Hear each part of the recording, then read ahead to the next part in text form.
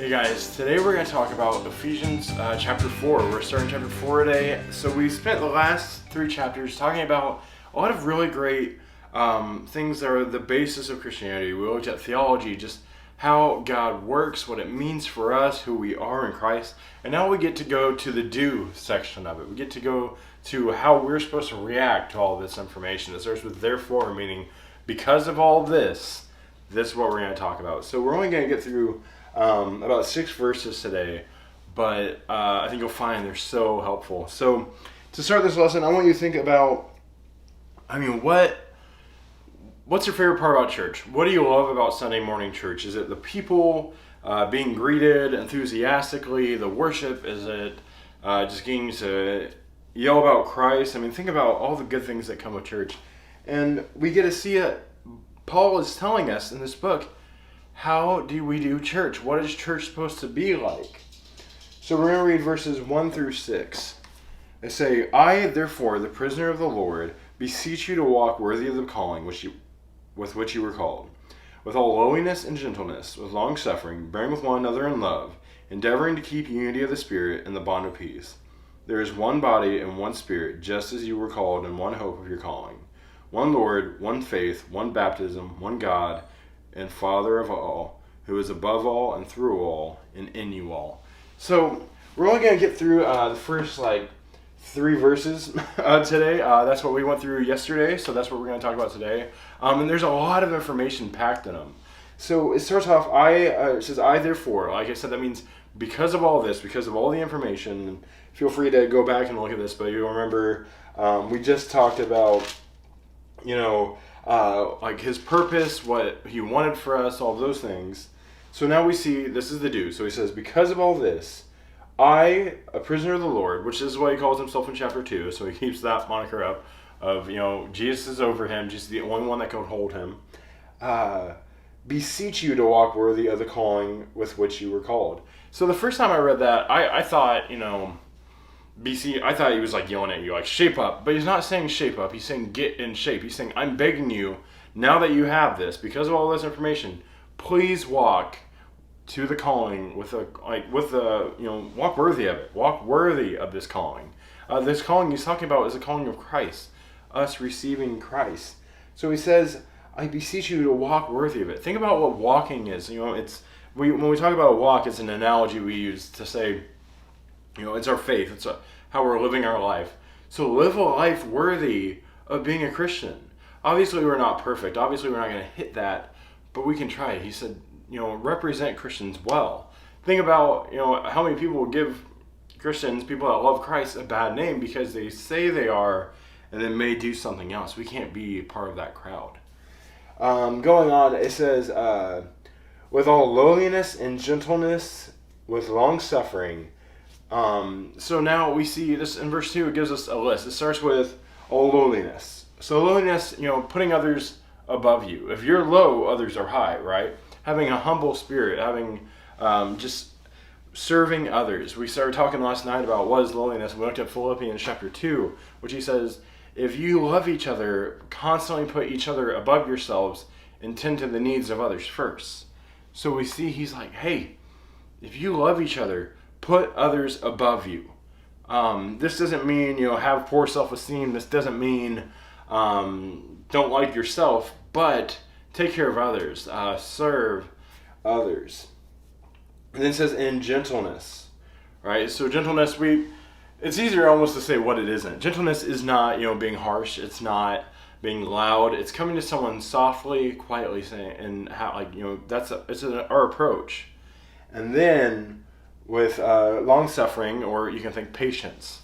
So, being willing to wait on someone. And we find that these things trickle into each other.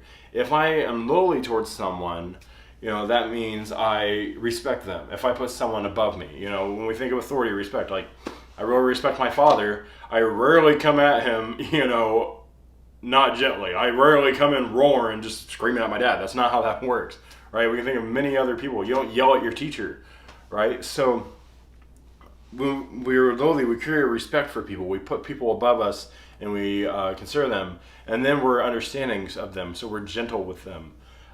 which leads to patience, because when someone is above you, it's so much easier to not put your need and your time above them. It's funny how big of an emphasis we Christians put on time, saying, "Oh, that's my time." It's not. It's God's. And so when we need to get out of this mindset of I'm wasting time or someone's wasted my time just because we stopped to talk to somebody. Going on, it says, bearing with one another in love, endeavoring to keep the unity of the Spirit and of the body. Oh, I almost left this out. Last night too. How about that? But another way to put people above you is encouragement. Encouragement is such an important thing that we don't see a lot anymore. It's almost discouraged now because we don't want to we're afraid, complimenting someone or telling someone they're good at something is going to make them uncomfortable, which is odd because I found that, when I went to Crew of All State, that was the culture there. You complimented each other. If you did something well, someone told you that, or you told someone that. So it wasn't weird. But when I've gone to other ministries where it's not normal, they're like, why is this guy so nice? And I found that, especially in the high school age, it's really easy to misconstrue encouragement for a crush, which is ridiculous. We need to be able to tell each other what we're good at to push each other forward. So you can think how are you encouraging the people around you? Some people need that, and it's just not coming anymore. It's not a popular thing. Bearing with one another in love. That's his next point. So he says, first, this is how we deal with each other. Now, bearing with one another. Love is an action. Love is not something that, we're not talking about the emotion here, like a romantic thing. We're talking about the action of serving one another, of loving one another. We see how Christ did that. And then to end, this is where we ended yesterday, endeavoring to keep the unity of the Spirit in the bond of peace. Endeavor. So an endeavor, it's a try. It's an effort. Putting in effort to do these things. We don't put in a lot of effort into these things. A lot of times we assume that just because we're Christians and we love Jesus, we should naturally just have unity and peace, and everyone should like each other, and we should never have a problem. But it's an endeavor. We have to try that. We have to put in effort. We have to have conversations with people. We have to clear up hurt feelings. It's very easy sometimes to decide, well, if they're offended, they're just offended, and that has nothing to do with me, because I love Jesus, and they just need a heart change. But look at your own heart. Are you having a conversation with them? Are you being gentle with them? If they love Christ and you love Christ, you have that in common, so you can come together looking at the same thing, looking at the Bible together. Too often right now, I am seeing, this is shameless. I've read a lot of Facebook comments. And the thing is, I've never seen someone's mind change over them. I've never seen someone post, you know what, you make a good point.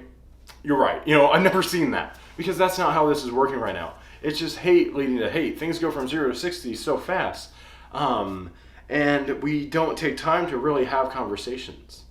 My favorite conversations about anything political or what people are getting broken up over have been in person, because they're us looking at each other. We communicate so much through body language, it's nuts. We have to talk. We have to communicate with one another. Oftentimes, it's easy to let a riff and a friendship go and just say, I don't want to pursue this. But this tells us we have to try. We have to try for that diversity.